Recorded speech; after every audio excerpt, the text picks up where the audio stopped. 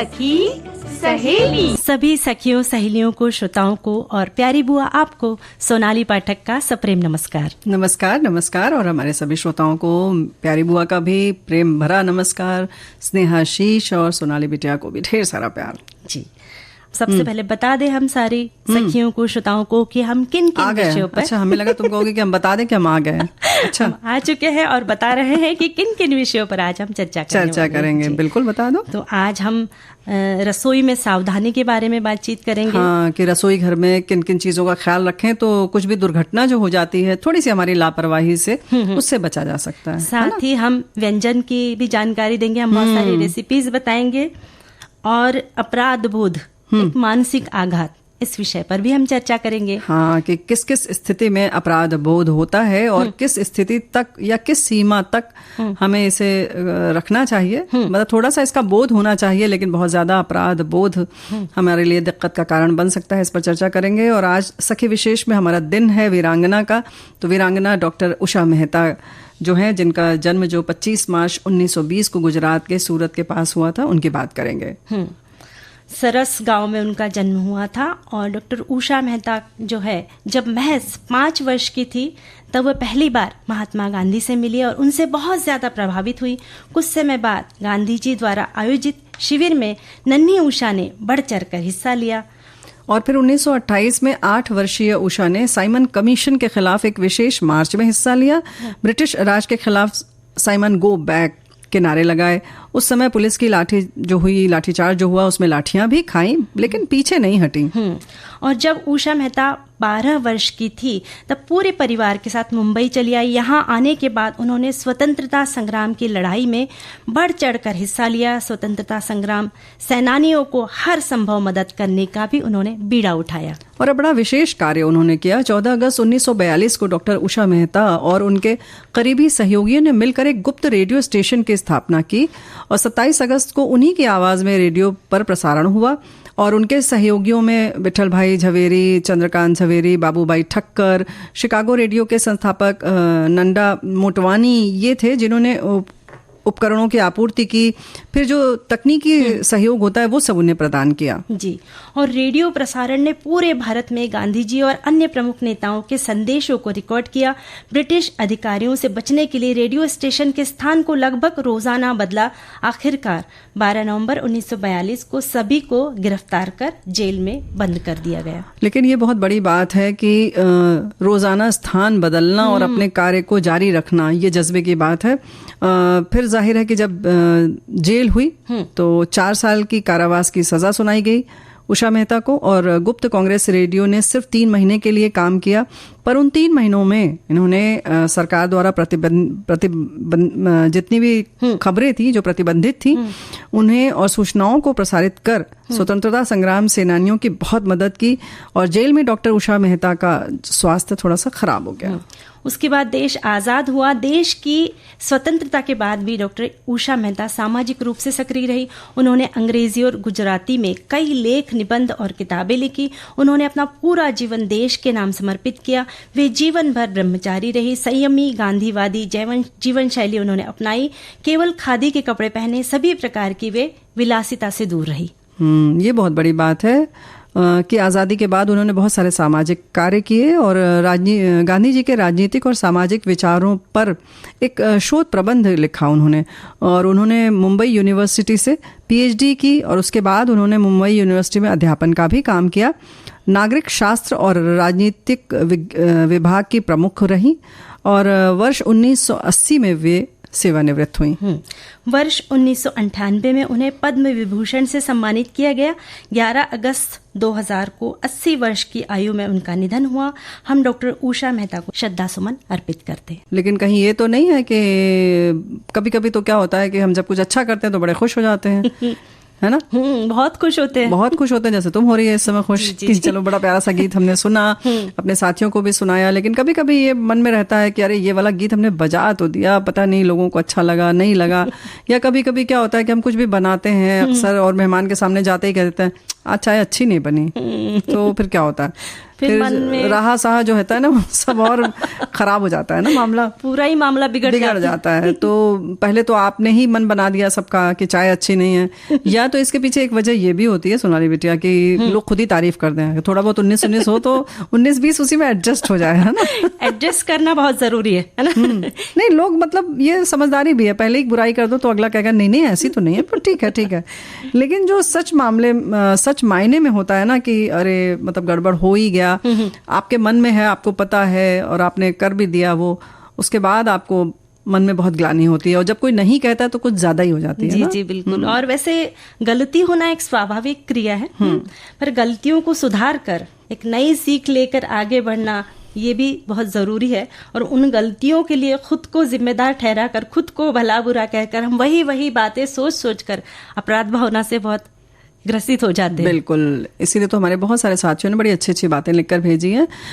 हर मनुष्य के जीवन में कुछ न कुछ गलती हो जाती है, पुरानी बातों को भूलना चाहिए, आगे की सोचना चाहिए, सुबह शाम दीर्घ श्वास का अभ्यास करें 5-5 मिनट, साथ ही जीवन में 1-2 ऐसे मित्र जरूर बनाएं जिनसे खुलकर बात कर सकें, उनसे बात करने में कुछ भी सोचने की जरूरत आपको ना पड़े। हमेशा याद रखें, आपका जीवन और आपका स्वास्थ्य महत्वपूर्ण है। हम कब पैदा हों, कहाँ और कैसे पैदा हों, कब मरेंगे, कहाँ और कैसे मरेंगे, ये सब ऊपर वाले के हाथ में होता है, लेकिन कैसे जीना है ये हमारे हाथ में। ये बहुत सही बात लिखी इन्होंने कि कैसे जीना है ये हमारे हाथ में होना चाहिए। और एक साथी ये भी लिखते हैं कि अपराध बोध एक भावनात्मक स्थिति है जिसमें किसी को कुछ ऐसा करने में संघर्ष का अनुभव होता है जो उसे लगता है उसे नहीं करना चाहिए था, या इसके विपरीत ऐसा कुछ नहीं किया जा सकता जो मानता है कि उसे करना चाहिए था। यह एक ऐसी भावना को जन्म देता है जो विवेक से प्रेरित होकर आसानी से दूर नहीं होती है। लेकिन दूर करना भी तो आप ही का काम है ना, ये हमारे हाथ में है। वैसे ये एक नैतिक भावना है और जो तब होती है जब कोई व्यक्ति विश्वास करता है या महसूस करता है ठीक है या नहीं, उन्होंने अपने स्वयं के आचरण के मानकों से समझौता कर लिया या सार्वभौमिक नैतिक मानकों का उल्लंघन किया। जैसे एक सामान्य तौर पर समाज में होता है ना कि ये करना है ये नहीं करना है, उस मानक का उल्लंघन कर दिया और उस उल्लंघन के लिए महत्वपूर्ण जिम्मेदारी वहन करते हैं। अपराध बोध, पश्चाताप, अफसोस, साथ ही शर्म की अवधारणा से निकटता से संबंधित है। ये हमारे साथी ने लिखकर भेजा है। ये तो भावना की बात हो गई, लेकिन दोषी आप किस हद तक अपने आप को महसूस करते हैं ये देखना बहुत जरूरी है। दोषी महसूस करना और दोष को सुधारना दोनों में बड़ा फर्क है जी, है ना। और दोषी महसूस करना एक जटिल भावना है जो कई अन्य भावनाओं को जन्म देती है। जो लोग दोषी महसूस करते हैं वे चिंता, तनाव, उदासी, बेकार की भावना, कम आत्मसम्मान, पछतावा, अकेलापन या आलोचनात्मक आत्मचर्चा का अनुभव कर सकते हैं। ये बात हमारे साथी ने लिखकर भेजी है। ऐसे बहुत सारी चीजें हालांकि लिखी है, लेकिन एक गुजराती की बात इन्होंने लिखकर भेजी है। गुजराती में कहा जाता है ऐसा, अपराध बोध जानबूझकर या गलती से किए गए अपराध से मानसिक आघात तो लगता है और बाद में पछतावा भी होता है। ये मैंने क्या कह दिया, क्या कर दिया। उसी पछतावा को लेकर गुजराती कवि कलापी जी ने बोध रूपी एक कविता लिखी है। इसकी कुछ पंक्तियां हैं। हाँ पछतावो एक विपुल झरनू स्वर्ग थी उतरियू छे, पापी एमा डुबकी दई पुण्यशाली बने छे। मतलब पछतावो यानी पछतावा, मतलब पछतावा रूपी एक धारा जो स्वर्ग से उतरती हुई है। पापी इसमें डुबकी लगाकर अपने द्वारा किए गए पाप या अपराध को धुल सकता है, अपने मानसिक आघात से उबर सकता है। तो मतलब बहुत बड़ी बात तो नहीं है इसको पाप या पुण्य की उसमें तराजू में ना तौले। हाँ, लेकिन एक अपराध बोध मन में रहता है कि हमने क्या गलत कर दिया। गलत यानी पाप जैसा, बस उतना ही तक उसको रखें, बहुत बड़े उसमें ना ले जाएं। तो जो गलती है जाहिर है कि इस तरह से आप दूर कर सकते हैं और दूर कर लेना ही बहुत जरूरी है जी। और अगर अपराध बोध से हमारा मन ग्रसित हो गया है, हम दुखी हो गए हैं, तो फिर संगीत से जुड़ सकते हैं। लेकिन पता कैसे चलेगा? हम खुद के मन को समझाए कि भाई चलो गाना सुन लेते हैं, तो हमारा मन जो है प्रसन्न हो जाएगा, फिर बात की बाद में देखेंगे। क्या बात है। याद करना और याद आना भी जरूरी है, बहुत जरूरी है। लेकिन अपनी गलतियों को बहुत ज्यादा मत याद करिए। उससे बेहतर ये है कि हमारे साथी लिख रहे हैं कि अपनी गलतियों को छुपाए नहीं, बल्कि खुलकर बता दें या फिर माफी मांग लें। तो ये सबसे अच्छा अपना बोझ उतारने का उपाय है जी जी। अपनी गलतियां हमें खुद पता होती है, दूसरों से तो हम छुपा सकते हैं लेकिन अपने आप से नहीं। जहां तक हो इनसे बचे, क्योंकि हमने हिसाब ईश्वर को देना है, अपने अंतरात्मा को देना है, दूसरों को नहीं। ये बहुत अच्छी क्या बात है। और लेकिन अपराध बोध आता कहाँ कहाँ है, जैसे हमने काम किया या कुछ और किया, गलती हो ही जाती है, लेकिन कभी कभी लगता है कि अगर ये ना करते, और खासतौर से तब अपराध ज्यादा होता है जब उससे किसी और को कोई तकलीफ पहुंच जाए या किसी का नुकसान हो जाता है, तब लगता है ये नहीं करते तो कितना अच्छा होता है ना।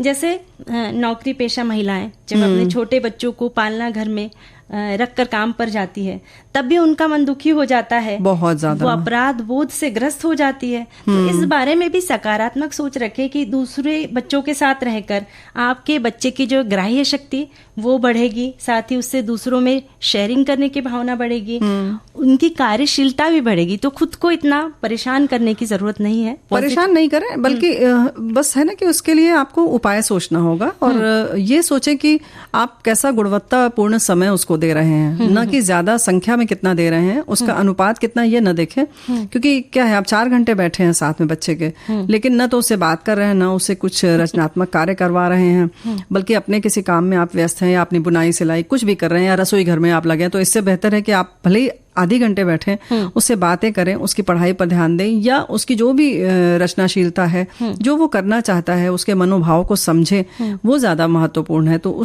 कुछ इस तरह से अपनी व्यवस्था करें। और खास तौर से हमने भी देखा है कि जो महिलाएं नौकरी पर जाती हैं तो वो सोचती हैं हम अपने बच्चे को ताज़ा बना हुआ नाश्ता दें, ब्रेड आदि न दें, या कोई भी रेडीमेड चीज़ नूडल्स आदि न दें कि अरे हम वर्किंग हैं इसलिए शायद ऐसा कर रहे हैं। लेकिन अक्सर आप देखेंगे कि जो गृहिणियां भी हमारी बहनें वो भी खिलाती हैं, तो आप सोचे अरे ये भी तो खा रहे हैं, फिर हम क्यों ऐसा सोच रहे हैं, है ना। थोड़ा इस मामले में थोड़ा अगल बगल देख लीजिए, कोई दिक्कत नहीं है ना।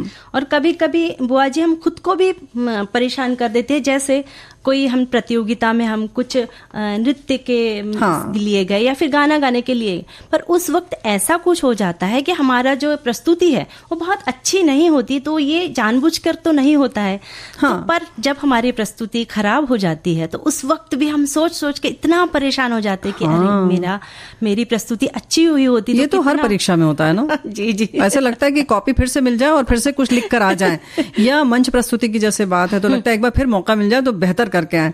लेकिन भाई राग रसोई पागड़ी कभी कभी बन जाए ना, तो और ये आखिरी मौका तो था नहीं आपका, ये सोचिए आप, है ना। इसके बाद कई मौके मिलेंगे, उसमें हमारी जो है बस वही है कि आगे उस गलती को हम सुधारे, कि जैसे सोचे कि क्या आत्मविश्वास की कमी थी इसलिए गलती हुई, या तैयारी में कमी थी, हाँ, तो फिर उस पर कार्य करे और आगे बढ़ते जाए, या उसमें कुछ नयापन लाने की जरूरत है, कुछ अनोखा करना है, कुछ और उसमें जोड़ना है।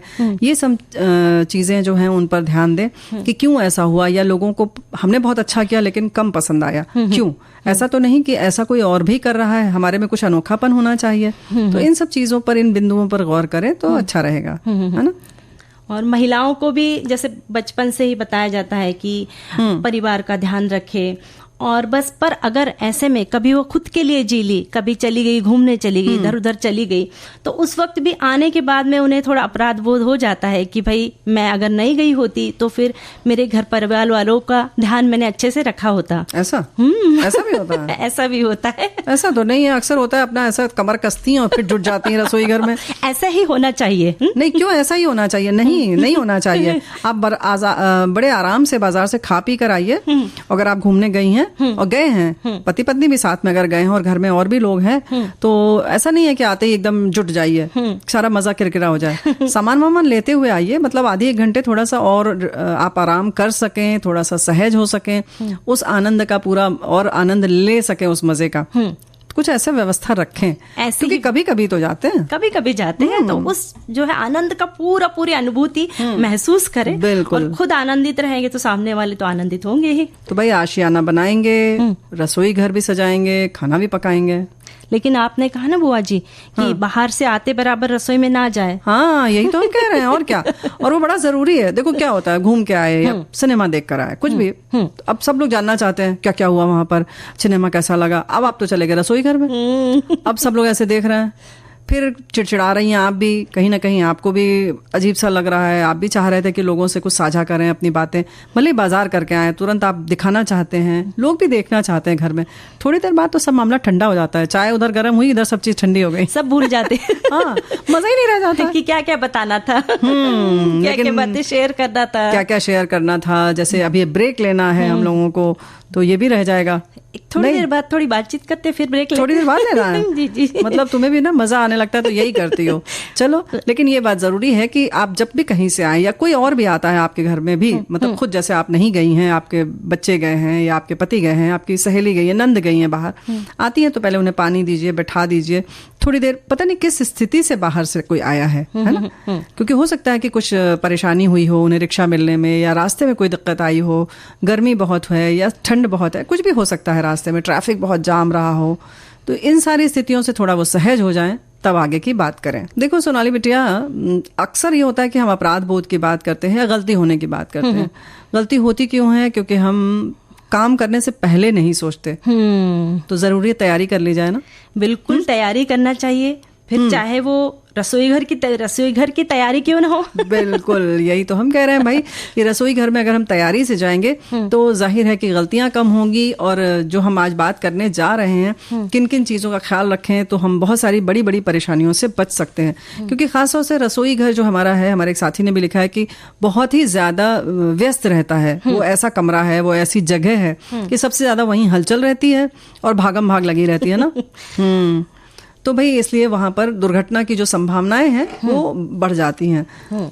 हमारे एक साथी लिखते हैं, आधुनिक युग में किचन में कई तरह के इलेक्ट्रॉनिक आइटम भी होते हैं, लेकिन उनका जो है यूज भी समझदारी से होना चाहिए।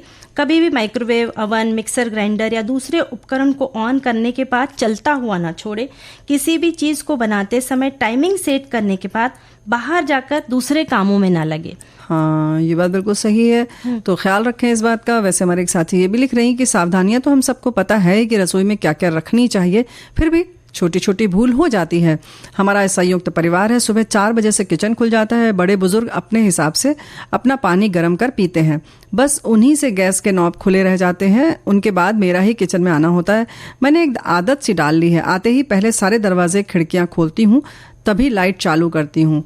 तो ये बहुत आपने अच्छी बात बताई कि जब भी रसोई घर में जाएं तो लाइट बाद में खोलें, पहले खिड़की दरवाजे खोल लें और थोड़ा सा अपनी नाकों को है ना, नाक सूंघने की शक्ति को थोड़ा सक्रिय कर लें। मतलब सूंघ लें कि कहीं ऐसा तो नहीं कि गैस वैस की कहीं महक है, क्योंकि अगर आप स्विच ऑन करेंगे तो जाहिर आप भी जानते हैं कि क्या हो सकता है। तो पहले ये सब ध्यान दे लें, उसके बाद ही आप स्विच ऑन करें। और जहाँ तक पानी गर्म करने की बात है, हमें लगता है कि अगर हम लोग इलेक्ट्रिक केटल रख लें तो ज्यादा अच्छा है ना। खैर ये तो एक सुझाव की बात है, सबके घर की अपनी स्थिति होती है, उस हिसाब से ही लोग काम करते हैं। हमारे साथ ये भी लिखते हैं कि गैस चूल्हे की रबड़ वाला जो पाइप है समय समय पर बदलते रहना चाहिए। एक बार हमारे रसोई में एकदम आग लग गई, गैस टंकी तक पहुंच गई थी। तब हिम्मत करके गैस टंकी को बाहर खुली जगह पर हमने फेंक कर आग बुझाई थी। ऐसी बातें जो है ध्यान रखना चाहिए इन बातों का। ये बात बिल्कुल सही है। और ऐसे ही और बात है कि हमारे साथी लिख रहे हैं कि गैस स्टोव के ठीक ऊपर लगी चिमनी की समय समय पर सफाई करें। चिमनी में अक्सर धुएं के साथ तेल भी जमा हो जाता है, इसलिए हर महीने उसकी अच्छी से सफाई करें। चिमनी की सफाई की अनदेखी करने पर उसमें आग लगने का खतरा भी रहता है। और हमारे साथी ये भी लिखते हैं कि खाना बनाते समय खिड़कियां खुली रखें और गैस सिलेंडर के आसपास किसी भी तरह का प्लास्टिक का सामान ना रखें। खाना बना लेने के बाद रेगुलेटर की नॉब को बंद कर दे। अगर किचन में गैस लीकेज महसूस हो रही है तो माचिस और किसी भी इलेक्ट्रिक आइटम को ऑन या ऑफ ना करें। बिल्कुल सही बात आपने बताई है, याद दिलाया है इस बात को। वैसे खिड़की खुली होने की जहां तक बात है वो तो वैसे सही है, लेकिन अगर उससे हवा ऐसी आ रही है कि फ्लेम जो है वो आपकी तरफ आ रहा है तो उसको थोड़ा बंद भी कभी कभी करना पड़ता है ना। ऐसा भी होता है कि वो पीछे है और आप इधर खड़े हैं और बहुत तेज अगर हवा चल रही है तो खिड़की कभी कभी बंद भी करनी पड़ जाती है। तो दिशा का ध्यान आपको रखना पड़ेगा कि आपका रसोई घर किस दिशा में है और किस तरफ से हवा आती है। तो भाई इन सब चीजों का ध्यान रखना चाहिए। इलेक्ट्रॉनिक आइटम है वो तो घर में जहां पर भी है हमें सजग रहना होगा, लेकिन रसोई घर में जो है वो बहुत भागम भाग रहती है। और खास तौर से हमारी साथी यही लिख रही हैं कि रसोई घर में होने वाली अधिकांश दुर्घटनाएं भागा दौड़ी एवं जल्दबाजी के कारण होती है। अतः जब भी भोजन बनाएं शांत मन से, तसल्ली और प्रेम से बनाएं। ये बहुत सही बात उन्होंने लिखी, क्योंकि जब हम क्रोध में रहते हैं उस वक्त दुर्घटना होने के बहुत चांसेस रहते हैं। उस वक्त कुछ गड़बड़ जरूर हो सकती है, इसलिए मन संयम हो। और हमारे घर वालों की भी कोशिश होनी चाहिए कि जो हमारी गृहिणी है उसे खुश रखे, उसे क्रोधित ना करे। अच्छा, और तो ऐसा ना करे कि अगर गृहिणी क्रोधित हो जाए तो जो गृह नारायण है, यानी कि जो हमारे पुरुष भाई लोग हैं, वो चले जा रहे रसोई घर में, तब तो हम रोज ही गुस्सा होने लगेंगे। तो हाँ, फिर हम रोज गुस्सा होके बैठ जाएंगे और फिर हमें अच्छी अच्छी जो है व्यंजन विधियां मिलेंगे। क्या बात है, चलो ये भी देख लेते हैं। लेकिन हाँ, ये बात है कि भागा दौड़ी की जो बात है, गुस्सा अपनी जगह है, लेकिन अगर बहुत मन में हड़बड़ी है तब आप अंदर न जाएं। थोड़ा सा अब बाहर आप 1 मिनट सोच लें कि कितना काम हमें करना है, कितनी देर में होगा, और उसकी जो व्यवस्था है, जो कहते हैं ना टाइम मैनेजमेंट, वो एक बार देख लें और फिर उसी हिसाब से काम करें। हो सके तो अगर आपको 4 व्यंजन बनाना है तो आप 1 व्यंजन कम कर दीजिए, लेकिन हड़बड़ी में मत कीजिए, है ना। और जैसे आपने कहा टाइम मैनेजमेंट, तो जैसे अब कल सुबह जल्दी ऑफिस जाना है तो रात को ही थोड़ी सब्जियां वगैरह काट के रख दे, पूर्व तैयारी करे, लहसुन को छिल के रख, यानी बहुत सारे ऐसे काम होते हैं रसोई घर में जो पहले से कर लिए तो जो हड़बड़ी इसको हम टाल सकते हैं। और ऐसे ही रसोई घर रात में अगर आप खूब साफ सुथरा करके जाएंगे तो सुबह जब आप आएंगे तो रसोई घर देख के आपको खुद अच्छा लगेगा और लगेगा कि चलो कुछ काम कर ही लिया जाए, है ना। कुछ बना लिया जाए। तो ऐसा जो है घर को आप सजा सकते हैं, रसोई घर को भी ऐसे ही सजा सकते हैं। कुछ छोटे छोटे अगर जगह है उसमें अच्छी सी, तो कुछ ऐसे पौधे आदि भी छोटे छोटे बर्तनों में लगा सकते हैं आप, ताकि उसमें अंदर भी हरियाली रहे, ताकि आपका उसमें आने का मन करे और आप अंदर रहें तो खुश रहें उसमें, है ना। देखो भाई, डरने की जहां तक बात है तो अगर पूरी तैयारी हो तो डर नहीं लगेगा। तो ऐसे ही रसोई घर में, यानी कि कहने का मतलब ये है कि उपकरण जितने होते हैं, चाकू है, चकला, बेलन, चिमटा, चम्मच, जो भी चाहिए आपको, करछी आदि, सब व्यवस्थित जगह पे होना चाहिए, तब भी बहुत सारी दुर्घटनाएं होने से हम बच सकते हैं, है ना। ये बहुत सही बात आपने बताई। हाँ, यही तो देखो जरा सा ढूंढने में इतना वक्त चला नहीं, इधर कढ़ैया चढ़ाया आपने और उसके बाद तड़का डाल रहे हैं, उसमें घी कढ़ाई डाल दिया, अब आपको चलाना है, वो ढूंढ रहे हैं झरनी है, उसका पता सारा जो है ना राई जीरा जल गया। और फिर आप उसके बाद, ऐसा नहीं आप किसी पे क्रोधित नहीं होते, खुद ही पे गुस्सा आता है और परेशान होते हैं। उसकी वजह से एक के बाद एक गलतियां होती जाती हैं और इधर समय आगे बढ़ते जाता है और हम परेशान हो जाते हैं। पर अगर कोई एक इंसान काम करे तो ठीक रखे एक ही जगह पे, भाई चम्मच यहाँ रखना है, चम्मच यहाँ पर खुद भी तो गलत करते हैं, खुद भी गलत करते, पर कभी कभी 2-3 लोग भी काम करते हैं, उस वक्त तो बहुत हो जाता है। तो इसीलिए कहा ना कि रात में या दिन का जब काम करके हट रहे हो तो ये देख कर जाए कि सब चीजें अपनी जगह पर हों, तो इससे बहुत आसानी हो जाएगी, कोई दुर्घटना जो है होने से टल सकती है ना। और घर में अगर छोटे बच्चे हो तो फिर और भी सावधानी हमें रखना पड़ता है कि जैसे नीचे बैठ के हम अगर सब्जी काट रहे हैं तो उस वक्त सब्जी काटने के तुरंत बाद जो है वो छुरी या दराती जो है उसे जल्दी से उठाकर ऊपर रखे। ऐसा होता है कि कभी फोन बज गया और हम सब्जी काटते काटते दौड़ते हुए गए और मोबाइल लेने गए और उतने में छोटा बच्चा आया, वहां पे उसका अगर पैर उस पे पड़ जाए या कट जाए तो ये बहुत बड़ी समस्या हो सकती है और आपका पैर पड़ जाए खुद तो वो तो है ही, वो भी है ना। हाँ, तो ऐसा नहीं कि केवल बच्चे हो तो ये तो देखो हम सब के लिए भी है कि आप जरा सा मुड़े और आप भूल गए कि आपने पीछे रखा है चाकू या कोई तेज धार वाली कोई भी चीज हो सकती है, कांटा है, कोई भी चीज हो सकती है, तो उसमें आपका पैर पड़ सकता है, तो इस बात का ख्याल रखें। हाँ, बच्चे अगर हैं तो इन सब चीजों के साथ साथ इस बात का भी ख्याल रखें कि जो भी चीज आपने उतारी है, गरम तवा है, चम्मच है या कोई भी चिमटा आदि है, कटोरी है, तो वो उसकी पहुंच से दूर हो, यानी स्लैब पर हो, ऊंचे स्लैब पर हो, है ना। या अगर उतना ऊंचा नहीं है और बच्चा इतना बड़ा है कि वहां तक पहुंचता है, तो उस समय आप सजग रहें कि उसको दूर रखें वहां से, है ना। और प्रेशर कुकर में कभी कभी ऐसा होता है कि हमारा छोटा सा कुकर है, वही बड़ा कुकर ऊपर रखा हुआ है, तो हम उसी कुकर में इतना सारा भर दे दें कि फिर वो उसमें दुर्घटना होने के चांसेस होते हैं। अच्छा, तो फिर करें क्या, मतलब अगर ज्यादा मेहमान है तो बड़े कुकर में बनाए या 2 बार में बनाए। हाँ, 2 बार में बनाए। हाँ, कुकर में आधा ही सामान भरे, जैसे दाल पालक बनाना है तो हमने दाल और पालक, तो उसमें आधा हिस्सा खाली रहना चाहिए। क्योंकि कभी कभी ऐसा पूरा भरा हुआ कुकर तो प्रेशर ज्यादा बन जाता है और फिर उड़ जाता फट जाता है। हाँ, वो फिर उसमें इससे बहुत ज्यादा दुर्घटनाएं हुई हैं ऐसी और बराबर कुछ लोगों के घर में तो दीवार से जाके टकरा गया, या इतना उड़ने लगा कि किचन के बाहर ही चला गया। मतलब बहुत तरीके की दुर्घटनाएं हुई हैं कुकर से, तो इस बात का ख्याल रखें, और खासतौर से उसका बहुत ख्याल रखें कुकर का, क्योंकि जब वो पूरी तरह से ठंडा हो जाए तभी उसे छेड़ें आप, है ना। और एक जरूरी बात है बुआ जी कि जब किचन में काम करे उस वक्त सूती कपड़े पहने। और सबसे जरूरी बात है कि जो हमारी स्लीव्स है, जो बाहें होती हैं, वो बहुत ढीली ढाली ना हो। कि आजकल जैसे बेल स्लीव्स की वगैरह भी आती हैं कुर्तियां, तो वो फिर उसमें आग लगने का, दुर्घटना होने का डर रहता है। और हमारे बाल भी बांधे बाल बांध के रखें, क्योंकि आप जरा सा ऐसे झुके और उसके बाद उन्होंने तो फट से पकड़ लिया, और बाल बहुत तेजी से जलता है। और उसके संग संग एक बात और है कि अक्सर क्या होता है, दूध उबलता है या चाय उबल रही है, तो हम मुंह से फूंक के उसकी जो झाग है वो चाहते हैं बैठ जाए। तो कृपा करके हम दोनों हाथ जोड़ के आपसे प्रार्थना करते हैं कि ऐसा ना करें। वैसे हालांकि बहनें सोचती हैं कि ऐसे करेंगे तो चेहरे पर भाप भी लग जाएगी, तो 2 काम हो जाएगा। ऐसा ना करें। इस मामले में आप अलग से पार्लर चली जाएं, वो ठीक है, लेकिन यहाँ पर आप पानी का छिट्टा देकर या गैस बंद करके ही उसको संभालिए, या चम्मच डाल दें उसमें, या कड़छी डाल दें। इस तरीके की चीजें जो हैं, मतलब कहना चाहिए प्रयोग ना करें, जी, है ना। और आपने जैसे दूध उबालने की बात कही है, तो हो सके तो दूध जो है सिम पर ही उबालने रखे। नहीं तो छोटे भगोने में एकदम ऊपर तक रखेंगे तो सिम में भी गिर जाएगा। सिम में गिर जाएगा, तो बड़े भगोने में रखें ना। बड़े भगों में रखे। और दूसरी एक और बात है कि कभी कभी ऐसा होता है ना कि हमने दूध रख दिया और इधर उधर चले गए, और जब दूध उफाना है तो दौड़ते हुए आके हम गैस बंद करते, उस वक्त भी फिसल कर गिरने का डर बना रहता है। तो फिर दूध बहने दें। दूध बहने, हाँ, अगर पानी है वहां पर, पहली बात तो दूध बड़े भगोने में रखकर सिम पर रखे। और अगर ऐसा होता भी है तो दूध गिर जाना, बिल्कुल सही बात है। ये बात बिल्कुल सही है कि आप चीजों की जो नुकसान है उसको होने दें इस स्थिति में। खास तौर से अक्सर क्या होता है कि अगर हमें उस समय पकड़ नहीं मिल रही है सड़सी, जिससे कि पकड़ के उतारना है, तो पता लगता है हम अपने दुपट्टे को फट से लेते हैं, या साड़ी का आंचल है, धोती का जो भी होता है वो उससे हम करने लगते हैं। कृपया ऐसा ना करें। उसको भले ही बह जाए वो ठीक है, क्योंकि अगर आप जलेंगी तो बहुत लंबा नुकसान हो जाएगा, दिक्कत हो जाएगी, फिर सारा काम प्रभावित हो जाएगा, हमारे भाइयों को रसोई में जाना पड़ेगा। तो ऐसा ना करें, क्योंकि अक्सर ये होता है कि हम करते हैं, तो ये सब कारनामे ना करें। हम कहेंगे कारनामे बिल्कुल भी ना हो, और बस आनंद के साथ खाना बनाएं। और व्यंजन तो हम बताएंगे ही जी। तो भाई हम कहीं भी रहें, ध्यान तो खाने में ही लगा रहता है। बाहर भी जाते हैं तो सबसे पहले ये होता है खाना कहाँ खाएंगे, क्या खाएंगे, है ना। तो वो निर्णय लेना बड़ा मुश्किल होता है, लेकिन फिर भी लेना तो रहता ही है।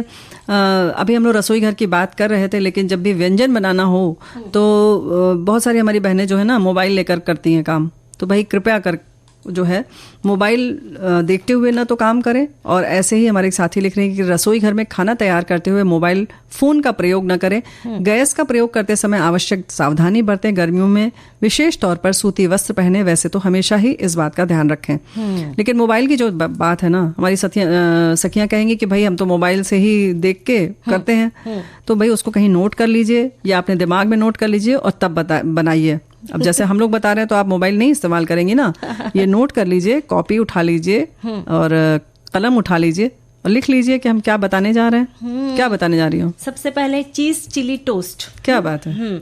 इसके लिए सामग्री है 6 ब्रेड स्लाइस, फिर गार्लिक बटर है 50 ग्राम, मोजरेला चीज 100 ग्राम, प्रोसेस चीज 100 ग्राम, 2 शिमला मिर्च, 1 कटोरी मकई के दाने, 1 बड़ा प्याज और हर्ब्स जो आते हैं वो, और 1 चम्मच चिली फ्लेक्स, 1 चम्मच तेल और नमक। इसके लिए एक कढ़ाई में तेल गर्म करें, उसमें बारीक कटा हुआ प्याज डालें, शिमला मिर्च और मकई के दाने डालें, उसमें नमक डालें, हर्ब्स और चिली फ्लेक्स डाल के बिल्कुल 1 मिनट के लिए ढक कर रखें। उसे बहुत ज्यादा पकाना नहीं है, अच्छा, हल्का सा कच्चा रहे। और अब भाप जैसा दे, हाँ, बस हाँ। और उसके बाद ब्रेड स्लाइस के ऊपर गार्लिक बटर फैलाएं जो बाजार में मिलता है। हाँ। अगर नहीं है तो घर में भी बना सकते हैं कि लहसुन की कलियों को छीन के मिक्सी में से घुमा ले और उसमें बटर डाल के फिर से उसे घुमा ले, फेंट ले तो बन जाएगा। और उसको फैलाकर उसके ऊपर जो हमने मिश्रण जो बनाया अभी प्याज, शिमला मिर्ची और मकई का, उसे फैलाए। उसके ऊपर कद्दूकस किया हुआ प्रोसेस चीज और उसके बाद मोजरेला चीज डालकर और तवे पर बिल्कुल मध्यम आंच पर उसे 5 मिनट के लिए ढककर रख दे। जैसे ही चीज पिघल जाएगा तो वो टोस्ट तैयार है। नीचे से वो यानी कि जिधर के ब्रेड वाला हिस्सा है वो तवे पर होना चाहिए, उसको पलट के मत रख दीजिएगा। पलटना नहीं तो चिपक जाएगा चीज जो है। तो ये बच्चों को भी बहुत पसंद आएगी, बड़ों को भी पसंद आएगी। शाम के समय भी हम खा सकते हैं, नाश्ते में भी खा सकते हैं। तो ये बिल्कुल सही बात है। तो ये तो हो गई बात तुमने बताया चिली चीज चिली टोस्ट। और आजकल मौसम है आम का, 2 कच्चे आम ले लीजिए, छीलकर टुकड़े में काट कर इन्हें पानी में उबाल लें, इन्हें ठंडा करके उसका पल्प बना लीजिए, है ना। पल्प में 2 पके आम का पल्प मिला लें अनुपात से, यानी 2 पका आम और 2 कच्चा आम, दोनों का पल्प एक साथ रखें, लेकिन कच्चे आम का उबला हुआ पल्प होगा और ये जो पका हुआ आम है उसका सीधा सीधा पल्प होगा, गूदा यानी कि। अनुपात से इसमें चीनी मिलाकर इसे अच्छी तरह पका लें। काला नमक, भुना पिसा और जीरा और काली मिर्च अनुपात से इसमें मिला लें। इसे आप गाढ़ा रखें, जमना नहीं चाहिए, है ना। और शीशे के जार में रखकर फ्रिज में रखें। जब भी इच्छा हो इसे ग्लास में पहले इस पल्प को डालें, थोड़ा ठंडा पानी डालें, अच्छी तरह चम्मच से मिला लें और ज़रूरत के हिसाब से इसमें ठंडा पानी डालें। 1-2 बर्फ़ के टुकड़े डाल लें और खट्टा मीठा आम पन्ने का जो है वो मज़ा लीजिए, आप आनंद लीजिए। आप इस पल्प को पूरी तरह इस पल्प को पूरी पराठा ब्रेड के साथ भी एंजॉय कर सकते हैं।